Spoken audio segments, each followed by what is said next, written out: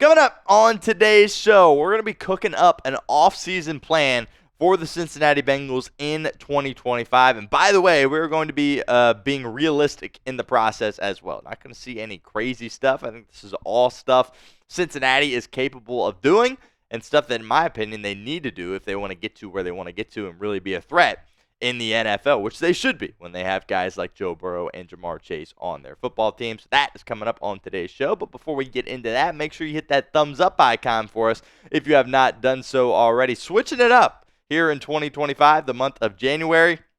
Obviously, we've done a lot of like battles with Joey Peterson and our Ravens channel here at Chat Sports. Switching it up with Chris Daughtry, the host of our Alabama Football Report. You might be thinking, why the heck you doing Alabama? Well, we run the Alabama Football Report out of our Cincinnati office as well. Chris Daughtry, who's producing for me right now, is the host of the Alabama Football Report. We have a bit of a lead on him right now, but no reason to get cocky. The reason we have this lead is because we have had some watch parties this month that Chris has not had. So that's kind of why we have an advantage right now, but we got to keep hitting that thumbs up icon because Chris and the Alabama Football Report are going to be coming for us. Help me out. Hit that thumbs up icon if you have not done so already. Step one, got to nail the defensive coordinator hire. Have to. Talked about it on our last cut earlier. Absolutely have to find a way to knock this out of the park if you are Zach Taylor. And this 100% is his decision. There is really no doubt about that whatsoever. Here's who we've talked about here on Bengals Breakdown as far as defensive coordinator candidates go. These are all the names that we have mentioned. Dennis Allen.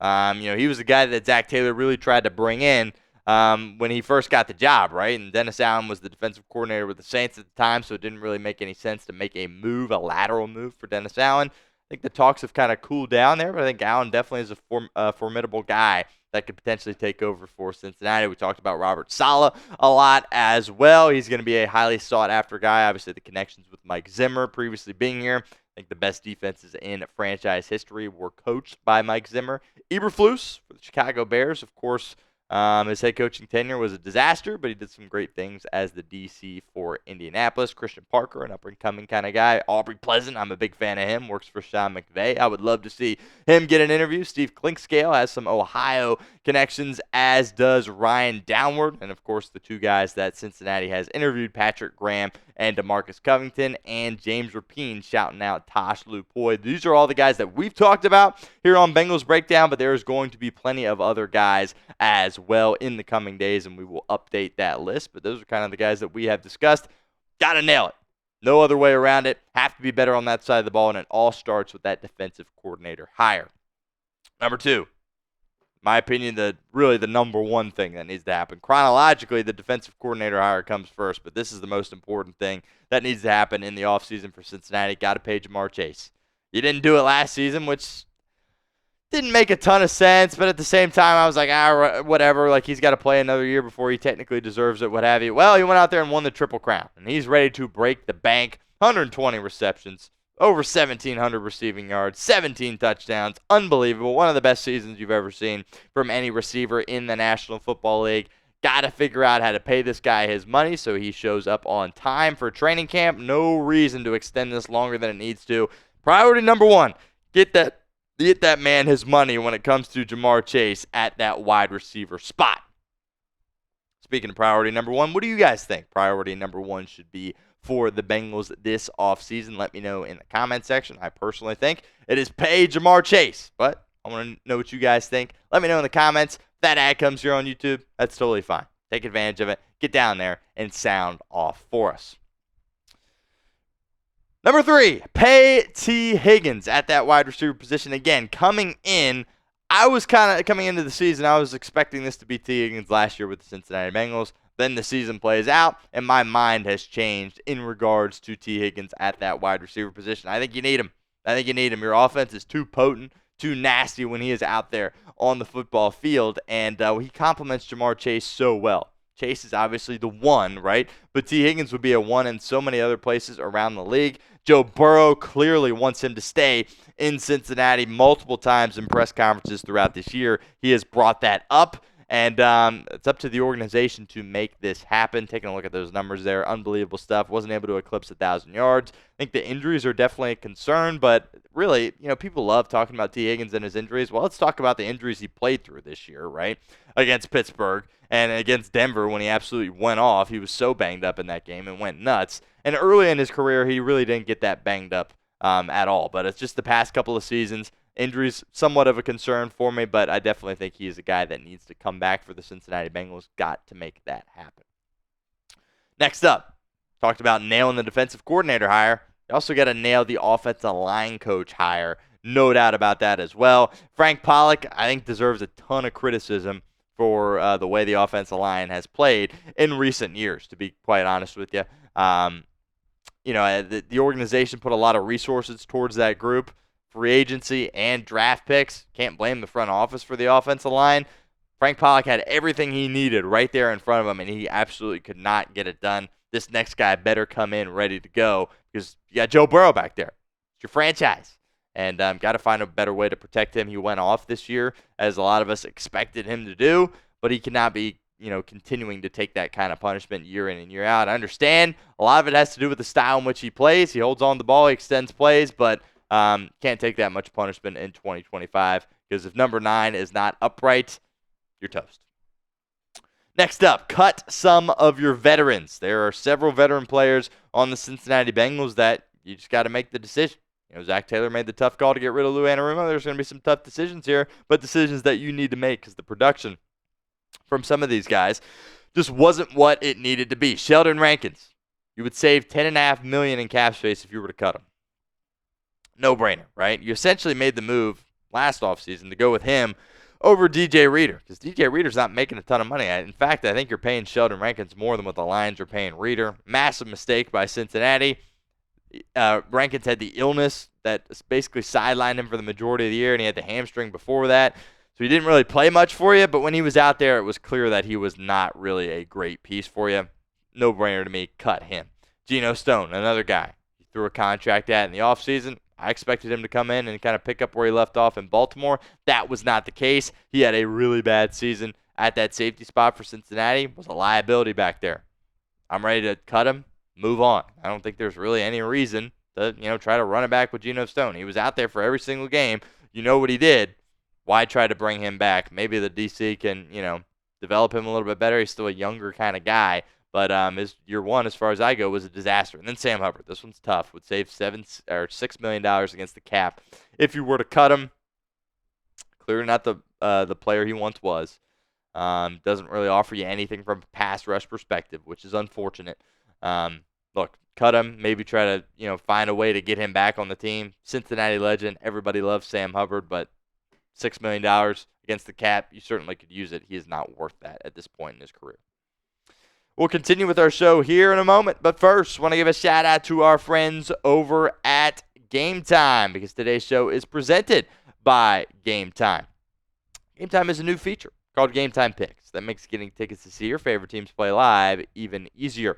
GameTime Picks filters out the fluff to show you only incredible deals on great seats so you don't have to waste time searching through thousands of tickets. GameTime Picks is the easiest way to find and buy tickets to live events, really focused on the postseason this time of year.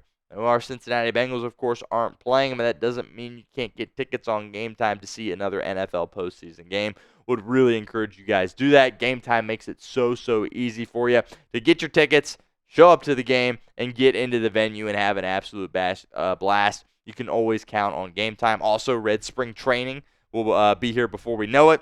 Highly recommend you get out to Goodyear, Arizona, and check out some Reds spring training games, courtesy of our friends over at GameTime when you use their ticketing app. My two favorite features on GameTime, the seat views. Get a panoramic view from your seat in the app before you buy with GameTime. Secondly, the all-in pricing. Toggling this feature up front allows you to see your total up front so you don't get hit with any of those surprise fees at checkout like some of those other ticketing companies can get you with.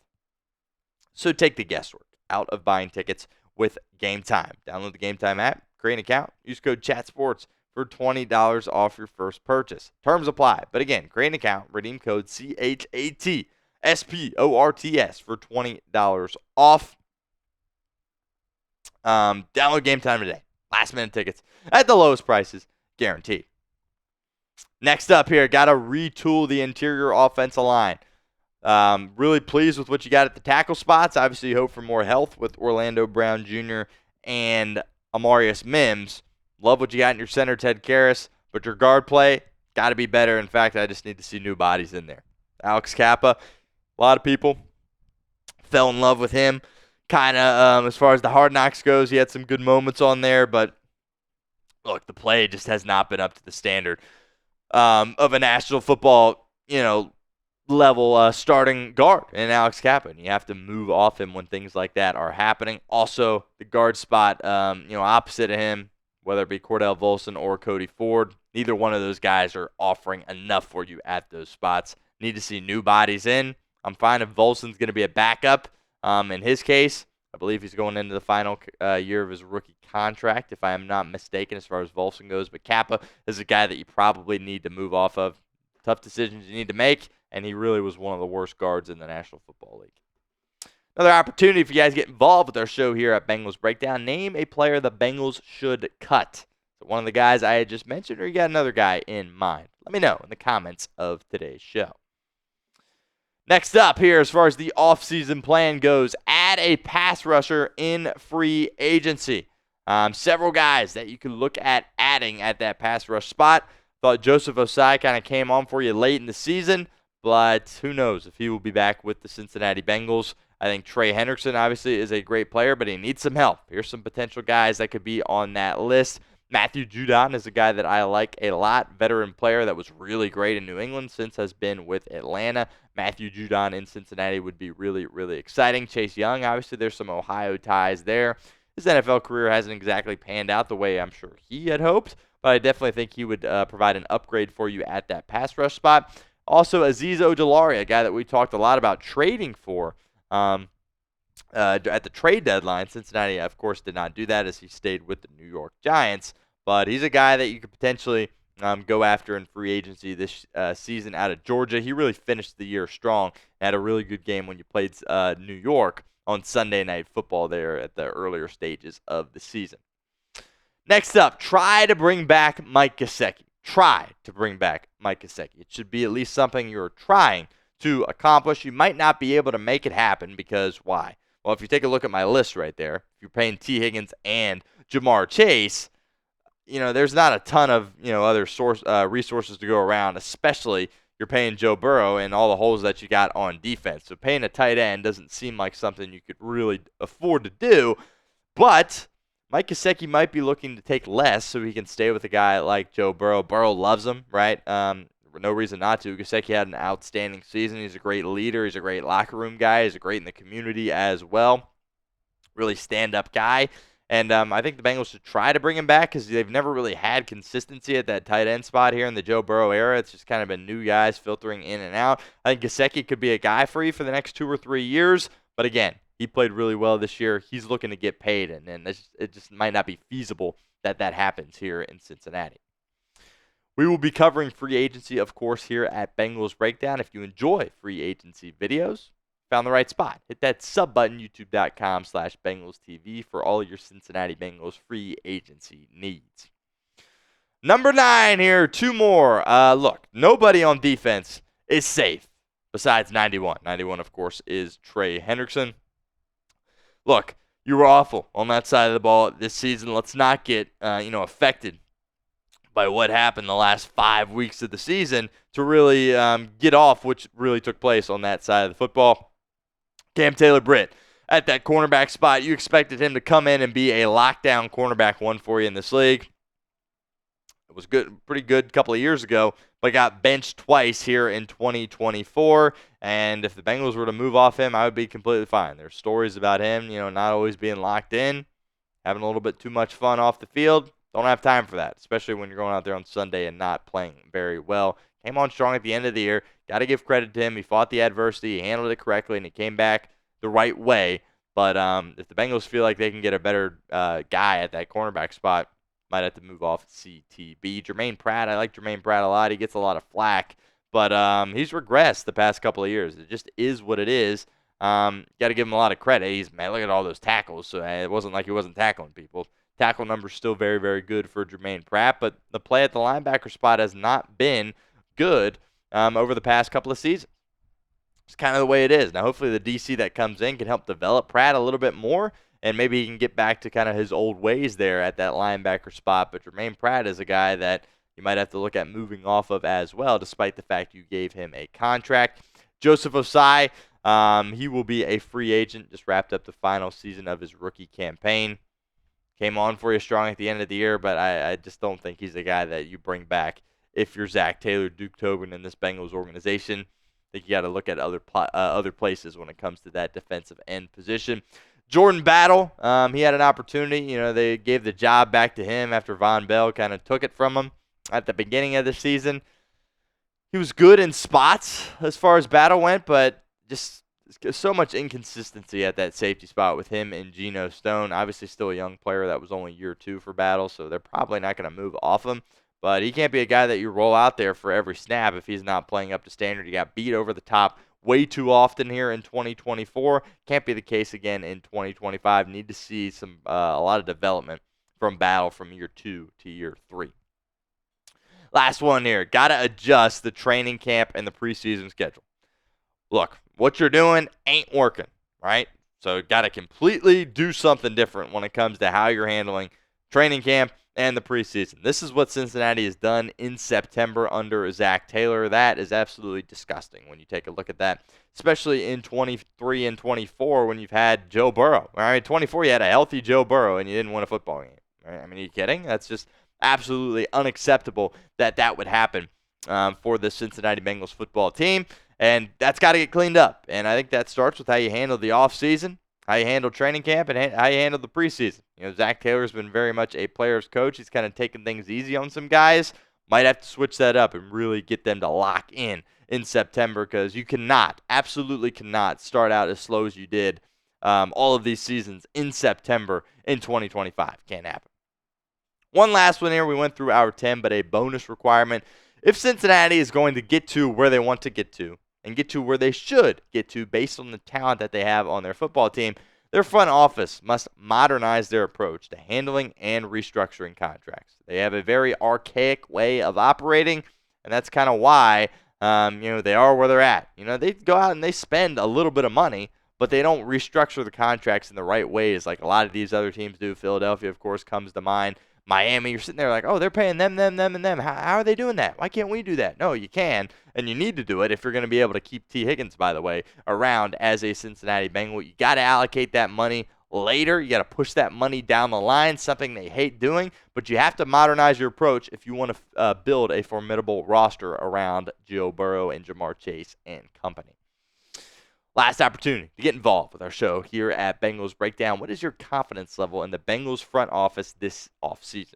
I completely understand if you are not confident based on what they have done in previous years, but let me know. Scale it for us 1 to 10 in the comments section.